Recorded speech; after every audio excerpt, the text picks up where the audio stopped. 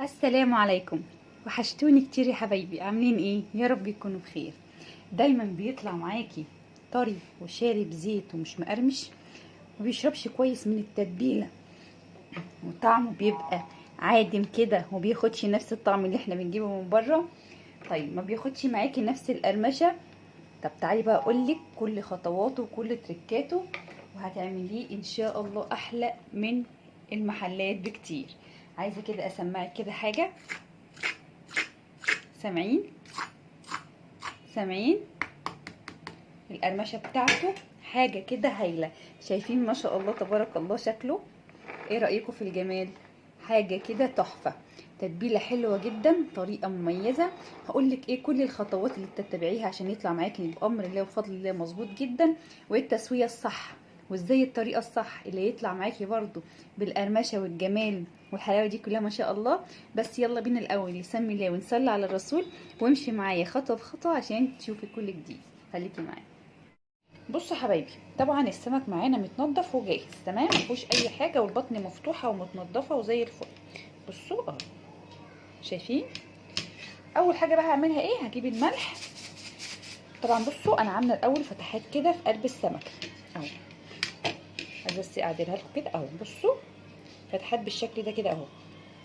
هجيب الملح وارش بقى ايه في الفتحات كده اهو، وفي قلب السمكه من جوه اهو. بسم الله.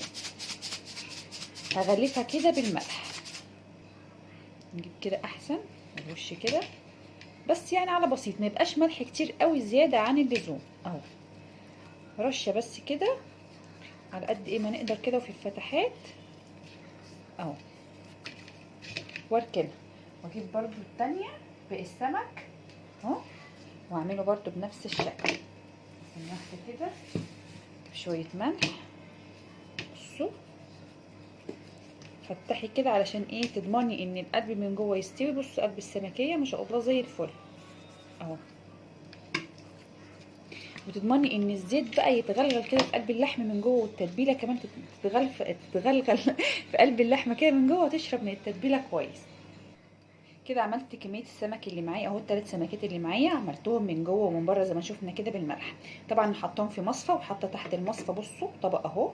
هينزل بقى لو في بقى ايه اي ميه زياده، اي دم مثلا ما بين كده الشوك او العظم كده، كل ده اي زفاره هتنزل.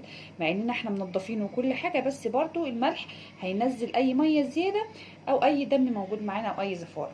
هركنه بقى كده شويه، ممكن تعمليه كده قبلها بساعه باتنين وتلاته، مفيش اي مشكله، مش هيجرى له حاجه طالما حطاه في التلاجة، ما تقلقيش عليه. هركنه كده شويه، ويلا بينا نحضر التتبيله. بصوا حبايبي، انا معايا هنا اول حاجه ميه بتاعه بصل اهو. بصوا جبت كده بصلايه، دعكتها كده بالملح والفلفل، وخدت الميه بتاعت طبعا التفل بتاع البصل مش هرميه، هعمل بيه ان شاء الله الرز بتاع السمك. خلاص كده. معايا هنا بقى كده 3 ليمونات اهم، هعصرهم بقى كده معايا. بسم الله اللهم بارك اهو. بسم الله. بصوا كده سكينه عشان ايه؟ نسهل على نفسنا شويه ونعصر. شايفين اهو؟ بسم الله. نعصر كده كميه الليمون كلها. نضيف بقى عليهم كده معلقتين كده كبار من الخل. بسم الله. معلقه كده من الهريسه. بسم الله. ومعايا كده معلقه كده من الثوم والفلفل، ضربهم كده في الكبه اهو. بسم الله.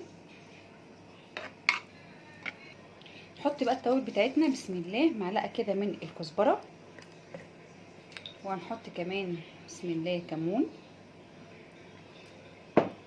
والتركه بتاعتنا اللي انتوا متعودين معايا عليها، رشه كده من الشمر. الشمر بيشيل اي زفاره وبيدي نكهه حلوه قوي قوي معانا في قلب السمك. ومعايا بقى كده توابل سمك، لو مش متواجده خلاص استكفي بالتوابل اللي احنا حطيناها. ومعلقه كده من الكاري، رشه بسيطه كده خالص من السكر تدي نكهه حلوه قوي قوي في التتبيله. ومعايا كمان مكعب مرق، وده اختياري. هتقولي لي ازاي؟ اقول لك هو كده هو كده، جرب هو رخامه بقى مني بقى، لازم تجربي وتقولي رايك ايه اهو. بصوا بسم الله الرحمن الرحيم. شايفين؟ نظبط بقى ايه الملح، واعملي حسابك اللي انت كنت داعكه البصل بالملح والفلفل، فطبعا ميه البصل حادقه وكمان حطينا مكعب مرق، فبرضو فيها برضو نسبة من الملح، فما نكترش زيادة عن اللزوم. وكمان احنا رشين السمك برشة من الملح، فنعمل حساب الحاجات دي كلها معانا يا بنات. شايفين؟ بصوا التتبيلة حلوة قوي قوي. انت تاخدي بس معلقة واحدة كده من التتبيلة دي وانسي الدنيا وما فيها، هتاكلي بقى بأمر الله احلى سمك هتدوقيه. شايفين جمالها؟ انا عايزاها تبقى سايلة كده. وما ننساش بقى كده ايه، عودين، بصوا عودين بس كده من الكزبره او البقدونس، عودين بس، مش عشان ان الخضره غاليه ولا حاجه وانا بخيله، لا لا، ما تقوليش كده، عيب. عودين بس كده اهو من الخضره، شبت او لا كزبره او بقدونس، او لو حابه تضيفي شبت برضو، الشبت بيبقى حلو برضو مع السمك. او نقلب بقى كده بسم الله. كده التتبيله بتاعتنا قمر قوي وجاهزه جدا جدا معايا. شايفين جمالها؟ ما شاء الله اهو. بصوا تمام كده. نشوف بقى السمك بتاعنا. بصوا شايفين؟ مع ان احنا غاسلين السمك ومنضفينه وكنا مصفيينه قبل ما نستعمله، بس بصوا الدم اللي نزل منه بقى اهو. ده بقى الايه، الرشه بتاعه الملح دي بتنزل بقى زي ما قلت لكم اي زفره فيها، بجد بتفرق معاكي جدا جدا في السمك، وبتخلي كده السمكيه برده تبقى ماسكه نفسها كده معاكي في القليه. هشطفوا بقى ايه، شطفه بس كده خفيفه خالص تحت الحنفيه.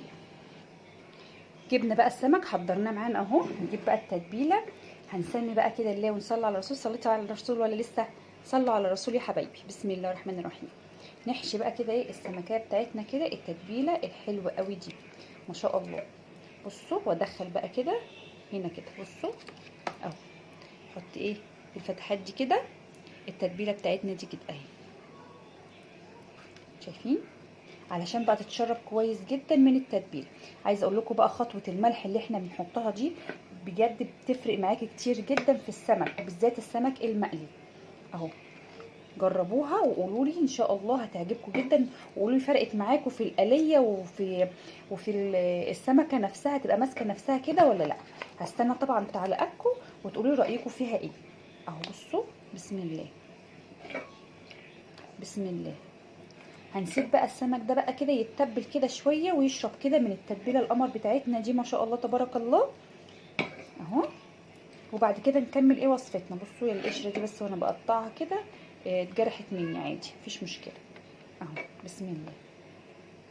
التتبيله دي ممكن نعملها كده ونحطها في الفرن على فكره، او لو انت هتشويها اهو. شايفين؟ حلو قوي قوي قوي اهو. بسم الله.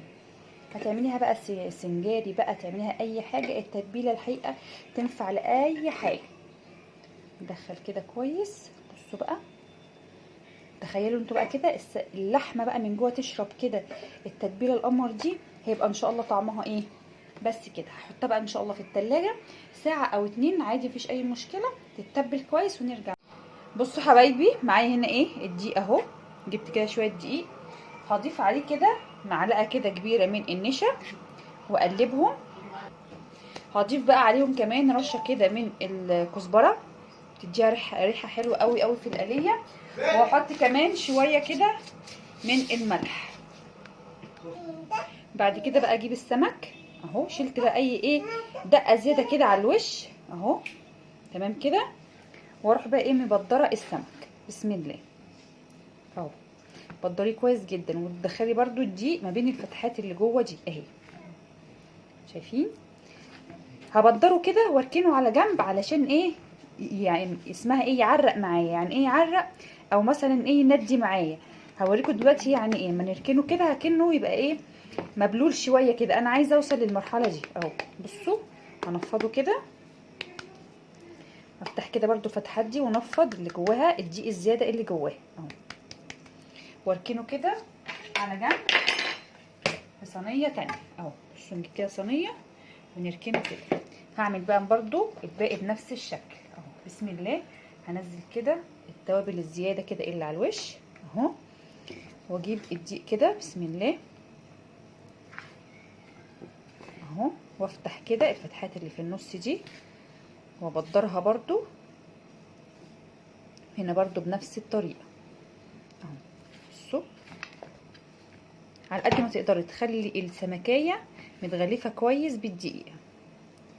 علشان ما تبقاش ايه يعني حته فيها دقيق ومقرمشه وحته لا. وبعد كده ننفض اهو واركنها على جنب. هخليها بقى على جنب لحد ايه ما قلت لكم كده تندي معايا كده وهوريها لكم. جبت بقى الطبق اللي انا كنت حاطه فيه التتبيله بتاعه السمك وكنت متبلاها كده في قلب الطبق ده. بصوا بقى التتبيله اللي احنا نزلناها من على السمك، وادي التتبيله بقيتها برده اللي كانت معايا. انزل كده بيها كده واجيب كده شويه ميه كده من الحنفيه كده. بقى الميه دي فيها التتبيله، فيها ليمون، فيها خل، فيها كل حاجه، فيها كل المنكهات. هقول لكم دلوقتي هنعمل بيها ايه، بس حابه ايه ازود لها برده شويه كده من الخل تاني. بصوا كده حبايبي، حطيت كده الزيت على النار اهو، وهنا جنبي طبق الدقيق، وهنا طبق الميه اللي احنا عملناه اللي فيها الخلطه بتاعه السمك. وادي السمك بصوا انا عايزاه يوصل للمرحله دي، شايفين عاملين زي المبلول ازاي؟ هو ده كده اسمه سمك معرق اهو. تمام. هعمل ايه بقى دلوقتي؟ بسم الله. احط كده اول سمكيه وانزل كده هنا برده في الدقيق بتاعنا اهو اللي اتفضل يعني مننا اهو. هبدرها تاني اهي، شايفين اهو. هبدرها كلها كده بنفس الشكل اهو. بسم الله اللهم بارك. تمام كده. هنفضها بقى كده شويه عشان ايه الدقيق الزياده ينزل من عليها. انزل بقى هنا في الميه اللي احنا عملناها دي، التتبيله دي اهو. بصوا كده بس ابلها بس كده. تمام كده. صفي اهو من الميه عشان ما تطرطش كتير معايا قوي في الزيت، ونسمي الله. وطبعا لازم تنزل في زيت سخن، ما تنزلش في زيت بارد علشان ما تفقدش السوائل اللي جواها والميه اللي جواها وتنشف معاكي، واللحمه بتاعتها هتبقى متفله كده ومش حلوه. احنا عايزينها بس تبقى مقرمشه بس من بره، لكن لحمتها من جوه كده تبقى جوسي وطريه برده حلوه اهو. بصي بدر كده الدقيق كويس. بسم الله اللهم بارك اهو. ننفض كده بسم الله، وننزل في الميه اللي احنا عاملينها نصفي كويس وننزل كده بسم الله كده. بقى لما بننزلها مرتين في الدقيق بتدي معايا كده كفر كده حلو وقرمشه حلوه جدا. وكمان لما بننزلها هنا في الميه برده بتنزل اي كميه دقيق كتير عشان برده ما تحرقش معانا في قلب الطاسه. والخل بقى والليمون بتدي برده قرمشه معانا في قلب السمك واحنا بنقليه. الحاجات دي كلها يا جماعه مهمه جدا، دي اللي بتساعد معاكي ان انت تجيبي سمكه محمره كويس جدا من جوه كده ومن بره ومش شاربه زيت، وبتبقى طريه وجوسي قوي من جوه زي بتاعه المحلات واحلى كمان. خليكي معايا بقى خطوه بخطوه. طبعا زي ما قلت لكم لازم تنزل معايا على درجه حراره عاليه اول دقيقتين بس، يبقى النار عاليه عليها. بعد الدقيقتين نخلي النار وسط عشان تستوي كويس من جوه، ما تبقاش واخده لون من بره وجوه تبقى لسه نيه. فاول دقيقتين نخليها على اعلى درجه حراره، وبعد كده اخلي النار وسط لحد ما تاخد اللون المطلوب، وبعد كده اقلبها الناحيه الثانيه. بصوا كده حبايبي ما شاء الله اخد لون حلو اهو واستوى كويس. بصوا ما شاء الله. بصوا ولكن برده الثانيه قبل بقى ما نطلعها من الطاسه قبلها كده بدقيقه لازم نعلي النار عليها، علشان لو السمكه من جوه شاربه اي شويه زيت تنطرها على طول على بره وميبقاش فيها زيت. فقبل ما يخرج من الطاسه على طول بدقيقه كده اعلي النار عليها. شايفين بقى يا حبايبي الميه اللي احنا بننزل فيها السمك بتخلي ما شاء الله الزيت نضيف ازاي؟ يعني ما شاء الله الزيت دوت يتقلي فيه مره واتنين كمان. بصوا ما شاء الله اهو.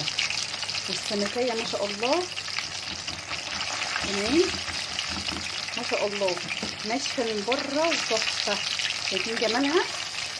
يلا هكمل بقيه تسويتها وارجع. بصوا حبايبي كده جهز معايا اهو. شايفين الجمال؟ ما شاء الله تبارك الله. طلعته بقى كده، وزي ما قلت لكم قبل ما اطلعه من الزيت بدقيقه كده بعلي النار عليه كويس جدا علشان كده ياخد ايه شكل كده وقرمشه حلوه قوي. ونحط كده هنا كده ليمون عشان بقى ايه قبل الاكل كده نعصر عليه ليمون. شايفين ما شاء الله؟ بص جماله اهو حلو قوي قوي قوي. والقرمشه بقى مفيش بعد كده، يا جماله يا جماله، حاجه كده تحفه ما شاء الله تبارك الله. نفس القرمشه نفس الطعم الحلو ونظافه توفير مفيش كلام. طبعا احنا متعودين مع بعض في اي فيديو يبقى لازم يكون فيه نظافة، توفير، طعم لا يقاوم. بجد حلو قوي يا بنات، جربوه ان شاء الله هيعجبكم جدا. لو عجبك بقى الفيديو ما تنسيش بقى الاشتراك في القناة وتفعيل الجرس واللايك. والسلام عليكم ورحمة الله وبركاته.